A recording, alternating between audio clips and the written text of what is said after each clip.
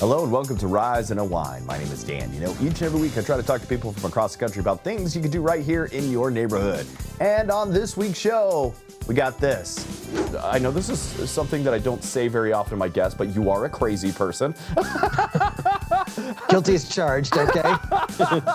Programs like Her World allow us to introduce middle school girls to STEM activities, and then programs like Women in Tech Scholar allows us to provide resources to women who are starting out in the career field and needing some help in where to start and how to get started. And those resources are very valuable. All of that and more right here on Rise and Unwind. Grief, friendship, and a little dark humor. My dead friend Zoe brings it all together in a story about a veteran navigating life with her best friend, who just, happens to be a ghost. Sonequa Martin-Green stars as Merritt, a U.S. Army veteran facing family struggles, personal loss, and the ever-present Zoe. The movie's already in theaters, and Sonequa joins me right now. Welcome to the show, Sonequa. How are you? Oh, I'm so good. Thank you for having me. All right. This film walks like a fine line between drama, dark comedy. Like, how did you approach playing Merritt, someone that's like dealing with grief in such a really unconventional way? Oh, well, thank you for calling it unconventional. It's a lot of a lot of how I dealt with it and the carrying of the role and the carrying of the weight of the role was because I was seeking to do justice to Kyle Houseman Stokes. Because this is his story, our director, who also wrote this. AJ Bermudez helped write as well, but this is his story, 93% as it happened. And so from the very beginning, I knew that I needed to do this justice. And this is a veteran story. It is about PTSD, survivor's remorse and shame and guilt and acclimating to life after war. But it's also for anybody, whether you served or not, who's dealing with these things, because so many of us are. So many are walking around with this kind of pain. So I think that in order for all of that to land and in order for the prevailing theme of the film to come across, which is talk about it before you make a rash decision, talk about it. I think we need the humor to really like round it out. And so Natalie Morales, she offers that buoyancy that the film needs. And I mean, she's mainly the reason why, it's a dark comedy. Kyle wrote a really brilliantly balanced script. And it was wonderful to be able to bring it to life with her. And sort of, I represent the gravity, she represented the levity. She's hilarious. Yes. Just absolutely hilarious. How did you go about, like, I don't want to, I'm spoiling it. All right. She's Tyler Durden, basically a Fight Club the entire time. How do you go about telling the story from that perspective, that you are in some scenes being yourself, communicating with some of the characters that are around you, and then also on the same level communicating with her, and also as everybody around you is staring at you like, this person's crazy, this person's off your rocker? How do you play that fine line as a character? Because that must have been one hell of a hard role to do, to be able to like play two conversations at once while you're the only one that's in both of them at the same time. That's a really great question. Thank you for asking. I think that there was obviously there's a totality of thoughts and experiences that fed into Merritt, right? And that fed into Kyle. Merritt as Kyle as Merritt, right? Me as Merritt, bringing Kyle's life to the light. I think that what made it I won't say easy, but what made it doable for me was knowing that this is the way this woman lives. This woman lives with this constant this constant presence of the guilt and the shame and the survivor's remorse. And, something that Natalie Morales says a lot is she likes to call Zoe a guilt demon, right? Because she isn't a ghost. It isn't the actual Zoe. It's a manifestation of her. And she's grown to this level of personification because of the harping on it, because this is something that is growing and toxifying and fermenting fermenting in Merritt's heart and in her mind. So it's almost like growing and growing and swelling to the point where it's going to take over her life. And we see that it sort of has, right? And so it was interesting because knowing that she's always on my mind, that was how every moment was played.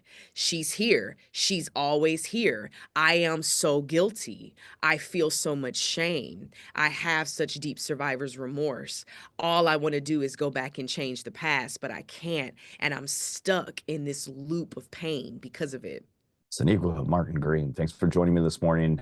My Dead Friend Zoe is now playing in theaters, so if you haven't seen it yet, this is the perfect time to go check it out. To find showtimes, learn more, go to mydeadfriendzoemovie.com. Sonequa, thanks for joining me this morning.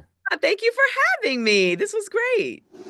Natural disasters are becoming more frequent and more intense, causing billions of dollars in damage every single year. So how do we build homes that can stand up to the toughest conditions? Renowned storm chaser Josh Morgerman, also known as Hurricane Man, has been inside more hurricanes than anyone on the planet.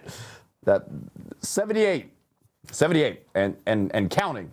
So he's joining us live from the International Builder Show to talk about climate resilient homes and how the right materials like those from James Hardie can help homes withstand that extreme weather. Welcome to the show, Josh. How are you, my friend?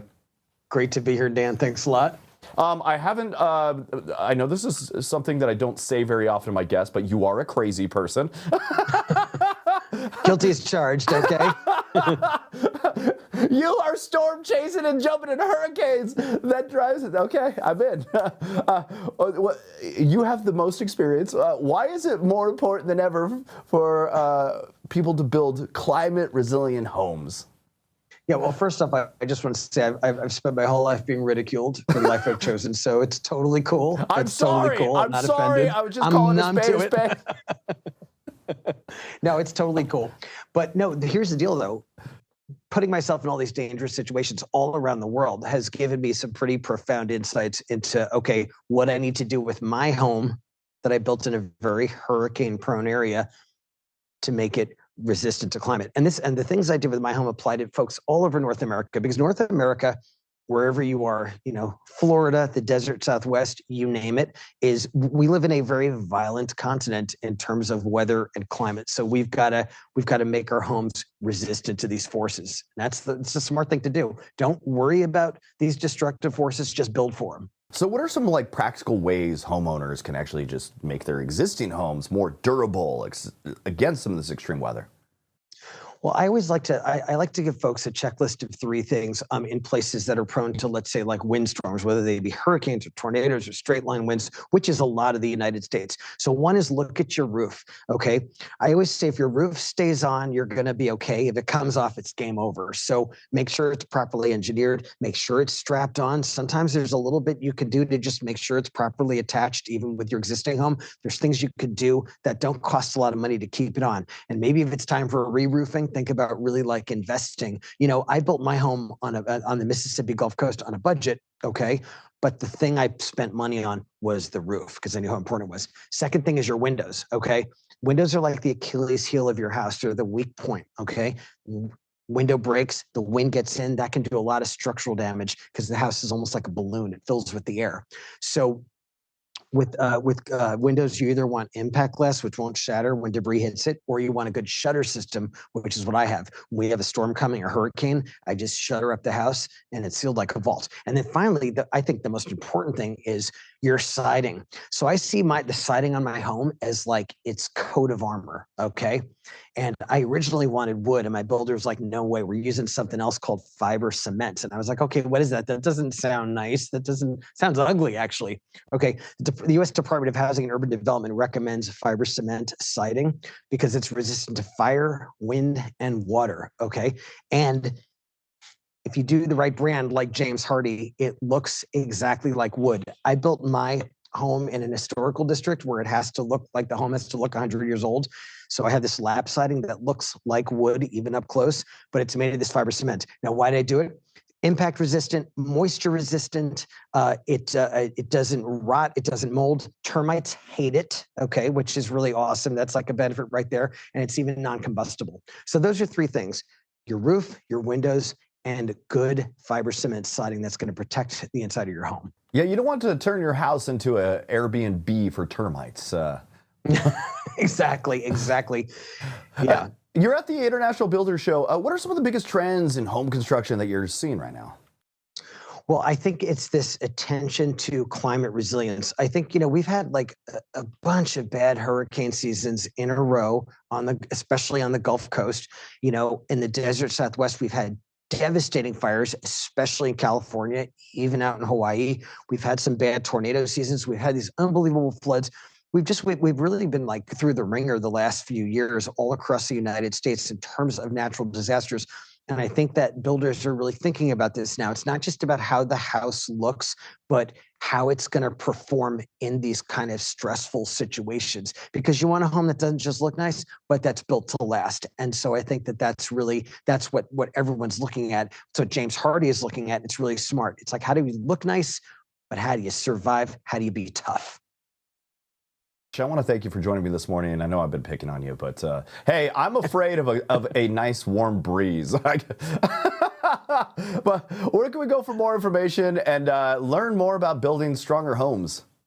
I'm gonna have to take you out with me to toughen you up. But if you want to learn more about, just sort of like how to properly side your house with a good fiber cement siding, go to JamesHardie, HARDIE.com. If you want to follow my crazy adventures, follow me on most social media platforms. iCyclone, the letter I, the word cyclone. I'm in. I'll go. This sounds like an adventure. Josh Morgerman, thanks for joining me this morning, my friend. Thanks, Dan.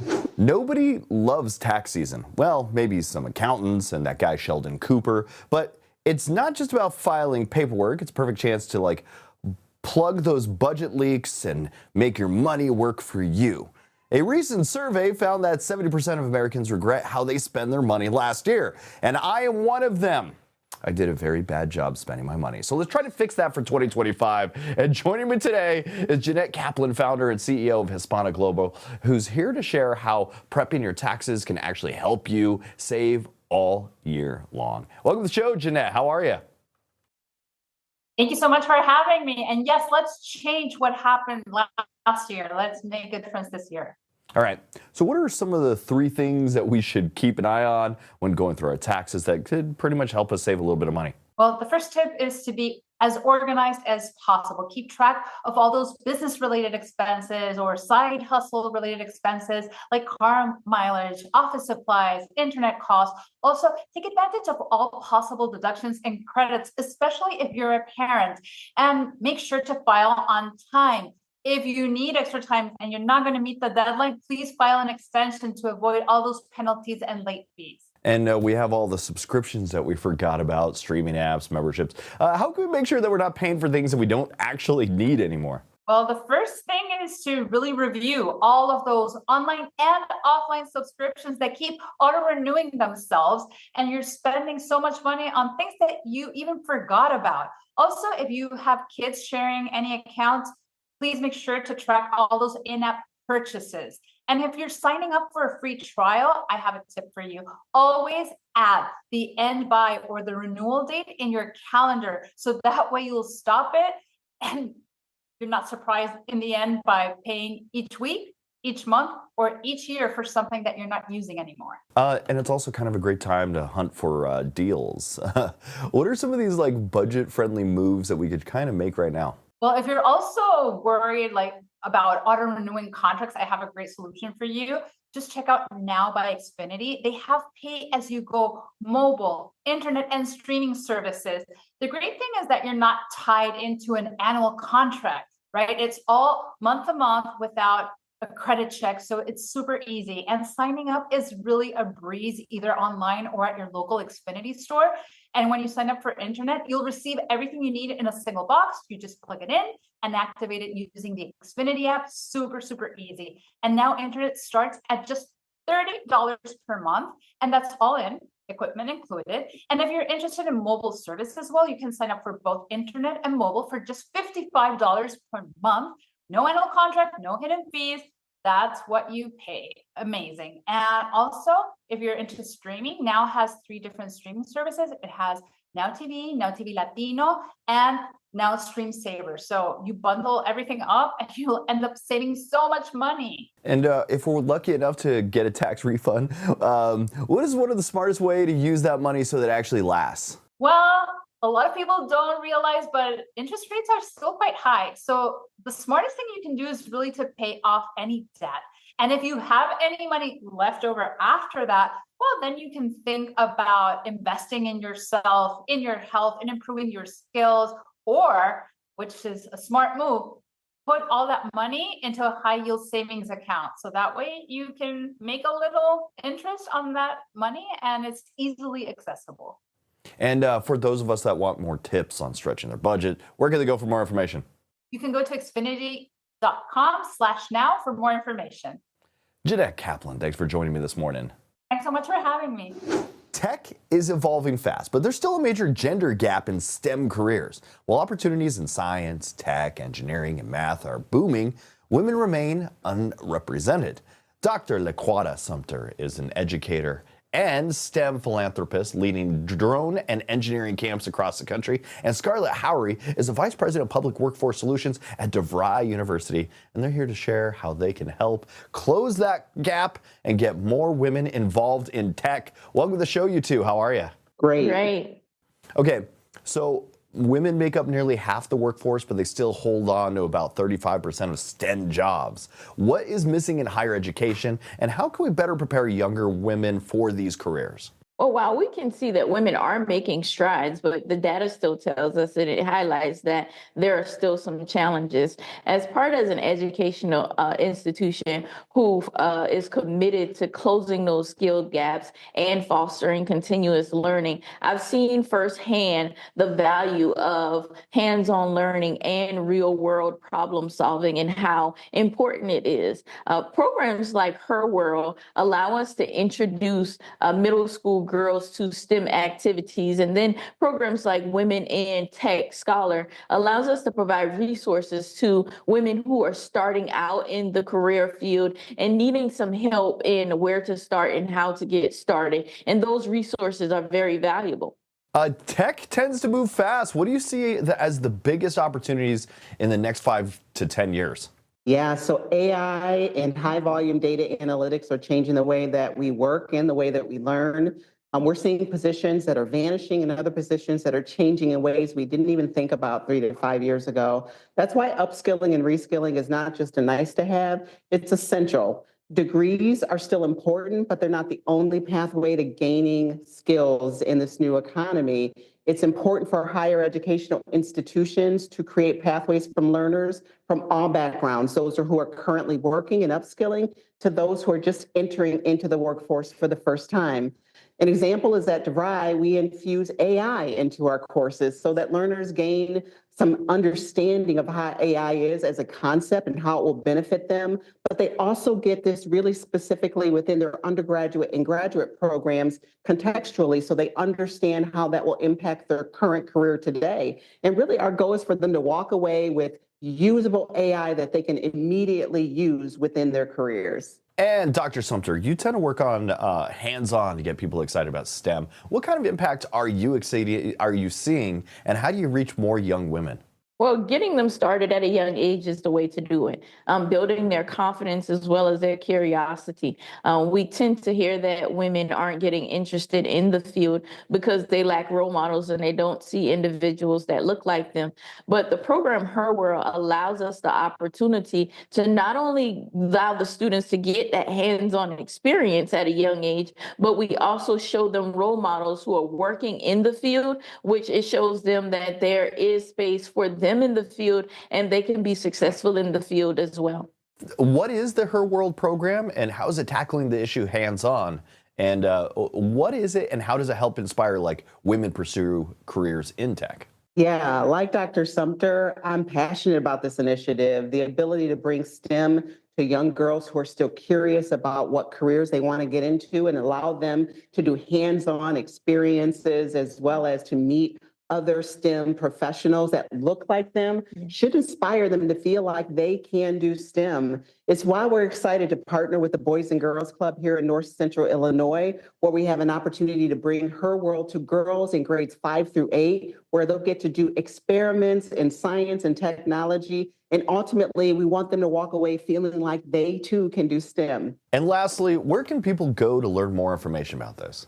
Yeah, people can visit devry.edu. Thank you two for joining me this morning. Thank you. Thank you. NBA Twitter is a world of its own, where memes become legends, viral moments spark debates, and basketball never sleeps. And now it's all coming to life in Memes and Nightmares. It's a satirical mockumentary diving deep into the culture of digital fandom. And at the center of it all, we have Josiah Johnson, the king of NBA Twitter himself. He's here to talk about the film, the madness of social media, and how basketball went from a game to a 24/7 online phenomenon. Welcome to the show, Josiah. How are you, my friend? I'm doing good, Dan. I appreciate the 2 cameras and the cutting, all the stuff you got going on over there, man. That's legendary. That's ball. Excited to get this going. I gotta show love. I gotta show love when I see stuff that I appreciate, man. But thank you so much for having me. Excited to help promote this film, Memes and Nightmares, premiering February 20th, streaming exclusively on Hulu. For me to get the opportunity to work with somebody like LeBron James, who's my favorite basketball player of all time, and work with his company Spring Hill and also the good folks over at Anscape and Starry to make this thing happen, man. I'm just super excited right now. I'm smiling ear to ear, my heart's fluttering, just ready for people to see this thing. You should be proud and you should be honored, man. You've built a reputation as like the king of NBA Twitter. So how did you take that energy and bring it into Memes and Nightmares? So really just for me, the film we've been working on this thing for over 3.5 years now. We did a lot of the principal photography back in 2022. For anybody who's a Twitter fan, which is now called X, I'll never call it X, only just obviously to tell you the new name that it has, but knows that there was a huge shift in 2022. The platform changed a lot. But LeBron and his crew over at Spring Hill reached out to me, said they had an idea for a film. They wanted to show some love to NBA Twitter. And I think something that was important for me was to really just pay tribute and homage to the men and women who have helped make this community what it is. Like, there's so many incredibly talented people, everyday people that have used and leveraged this thing to grow and put themselves in positions they may have never imagined, myself included, and also the players, the fans, the teams, and just this whole world. So I think this film really takes a deep dive into that world to really show people, even if you're a casual fan and you've always been curious what NBA Twitter is, this film really helps highlight that. I agree with you. It went from tweeting to, what do we call it now? Excreting? God. Yeah. It's always going to be Twitter to me. It ain't never changing. All right. This film is like a buddy cop style satire on internet culture. What was it like playing off Jamal Johnson, and how was that dynamic shape the comedy? Jamel, one of my favorite comedians, very heavy in not only the NBA Twitter, but WNBA Twitter spaces. So it's crazy. So the production team behind it, they wrote a script. I think we ended up ad-libbing about 90 to 95% of it. We would take a look at the script, whatever the emotion of the scene was, if you will.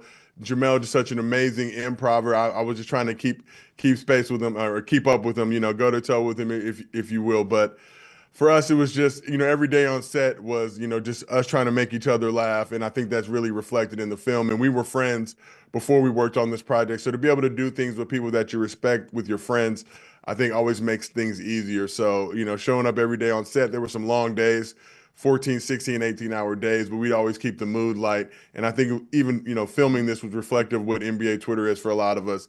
It's just a place to get the jokes off, lighthearted, and to share our love of basketball. So being able to work with Jamel, being able to work with the other members of the production team, truly, just you have a lot of great relationships with a lot of those people. So to see this thing now finally come and be released is it's a labor of love, and I'm super excited about it. And NBA Twitter has produced some of the wildest viral moments over the years. Were there any real life stories or memes that inspired scenes in the movie? Yeah, I think we do a lot of callbacks just to NBA Twitter culture and vital moments that, if you're a basketball fan, they're basically Easter eggs, if they call them in the production world, but Easter eggs that people will be able to watch and I think understand what we're doing. But also we wanted to make sure that this thing wasn't too insidey. It wasn't just, you had to be a member of NBA Twitter or deep into that world to understand the film. So we have a lot of stuff for even the casual fans to help learn and help them kind of improve their knowledge of the space. But a lot of moments that we pay tribute to throughout the film. Josiah Johnson, you're the man. Memes and Nightmares, it drops on Hulu right now. And if you ever laughed at an NBA meme or like been sucked into a Twitter debate, this one's for you. Josiah, thanks for hanging out with me, my friend. Hey, thank you, Dan, and make sure everybody, you go watch, get Hulu if you don't got it. Check out Memes and Nightmares. It's streaming on Hulu, like Dan said. And help support me, help yourself learn about NBA Twitter. You're the man. Thank you, man. Appreciate it. He's back with another season of real-time, high-stakes law enforcement action. It's On Patrol Live. It's become a must-watch, taking viewers across the country as officers patrol their communities, live and unfiltered. Host and executive producer Dan Abrams is here to talk about the new season and the latest additions to the show and what makes On Patrol Live stand out in the world of live TV. Dan, welcome to the show, my friend. It is great to be with you. All right, so the show has had a huge impact, giving people insight on kind of giving them an inside look at law enforcement in real time. What do you think has made On Patrol Live such a success? I think it's the fact that we are a fly on the wall with police officers. You don't know what's going to happen next. The same way the officers don't know what's going to happen next. And the fact that we're in so many different departments, right? I mean, we're in a lot of the time 9 departments at once with multiple cameras, multiple officers, et cetera. I mean, this is quite an operation that we have here. And so I think that the uncertainty, the fact that you get to see what police officers do is what has led this show to be as successful as it is. And this season, you're expanding to cover Las Vegas Metropolitan Police Department. How has it been adding such a high-profile department into the mix? Yeah, we think it's really important. And it was, I think a really good development for this show, because what we try to do is we try to be in different kinds of departments and in different places, right? So, we don't want just all similar departments from one state, right? That wouldn't be as interesting. So we are in states around the country. We are coast to coast. We are in some sheriff's departments. We are in some really small departments. And having Las Vegas in that mix now as a really big department, a top 10 department in the country, helps add to that diversity in terms of the types of policing you'll see on the show. Dan Abrams, I want to thank you for joining me. And I got to show all my love to Reels Channel. That's kind of where I started doing this whole TV producing and all that stuff. So big love to everybody over at Reels Channel too. So there you go, man. You can catch On Patrol Live every Friday and Saturday night from 9 p.m. to midnight Eastern on Reels. Don't miss the action as law enforcement officers take you inside their nightly patrols, live and in real time. For more info, visit reels.com. Dan, thanks for joining me, my friend. Yeah, sure. My pleasure. And that's it for Rise and Unwind. I want to thank you for tuning in and checking out the show. If you actually want to be on the show, go to our website, riseunwindtv.com. Fill out the form, send us your info. Maybe we'll be talking on a future episode. Also, make sure you follow us, like, and subscribe to our YouTube channel. That's at Rise Unwind TV. And until next week, that was Rise and Unwind.